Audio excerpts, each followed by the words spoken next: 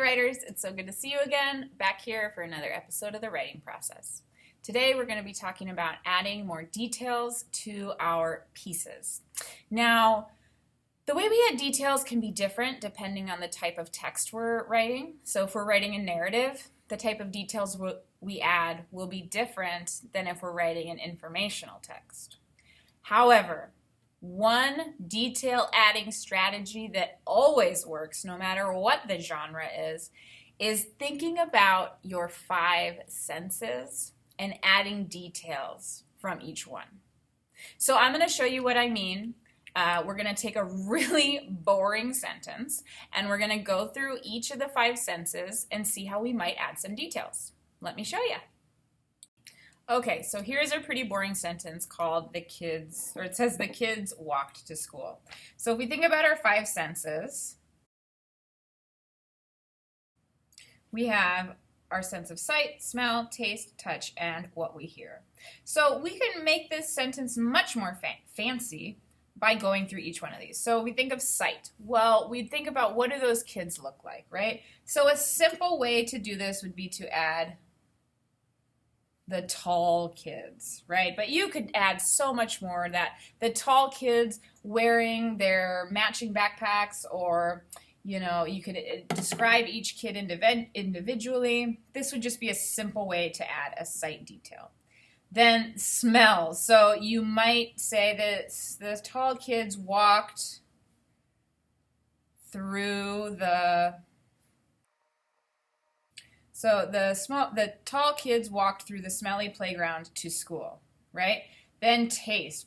Well, what do the kids taste like? I hope we don't know what that is. But you might think about a food, something that you could add. So maybe at the end, the tall kids walked through the smelly playground to school. So now we have the tall kids walked through the smelly playground to school to get all the warm, gooey pizza before it was gone. Okay, so we've done these 3. Now, what about touch? Well, what might they be touching? Their feet might be touching the ground. So the kids walked through the smelly playground and through crunchy leaves to school to get the warm pizza before it was gone. Okay, now what are they hearing? Well, they might hear the winds rustling in the trees. So might say, as the kids walked before it was gone, they heard. Okay, so now we have this gigantic run-on sentence, but let me read it. As the tall kids walked through the smelly playground and through the crunchy leaves to school to get all of the warm, gooey pizza before it was gone, they heard the winds whistling through the trees. So clearly adding in all 5 senses into one sentence makes it this big, long, complicated, not very nice sounding sentence. So what you might do now is break this up into a few different sentences. Let me show you how I might do that.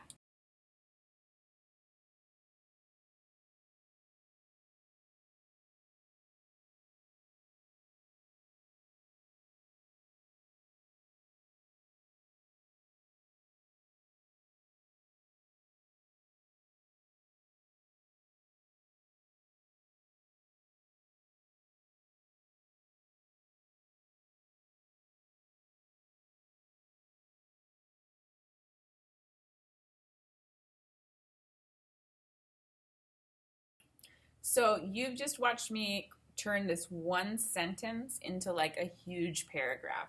Let me read it back to you. So if you remember, the sentence started, the kids walked to school. Boring, but here's what I have after I added my 5 sense details. The tall kids walked to school wearing their backpacks and new shoes. They couldn't wait to get there, but first they had to cross the smelly playground. It was filled with trash because the careless kids left their litter everywhere. The leaves covered the ground because a huge windstorm had just blown through the town. Crunch, crunch, crunch was the sound under our feet as we walked. We picked up our pace as we remembered our mission. Get to school. We were rushing to get there because we wanted to get the pizza before it was all gone. I could almost taste the warm, melty, gooey, cheesy bliss on my tongue. We walked even faster and heard the wind whistling through the trees. Is that from the breeze, or are we moving so fast that we are creating a wind force? Who knows? All I know is I want to get out of this stinky playground and into the pizza party. What an improvement on that piece of writing. We started with one boring sentence, but then we went through the details of sight. What am I seeing? Smell. What might I be smelling? Taste. Are there any details about taste I could add in? Touching and also hearing. What are we hearing? So by going through each of those steps and asking, what kind of details could I add in about this sense? We really amplified our writing. Now, this is how you do it in a narrative piece, but you can do the same thing with informational or opinion. This strategy to add details to your writing, really, it doesn't matter what genre you're reading. It doesn't matter what genre you're writing. You can use this strategy anytime. So hopefully you can try this in your writing when you go off today to do your independent writing so you can add more details and just take your writing to the next level. So give it a try. I'll see you soon.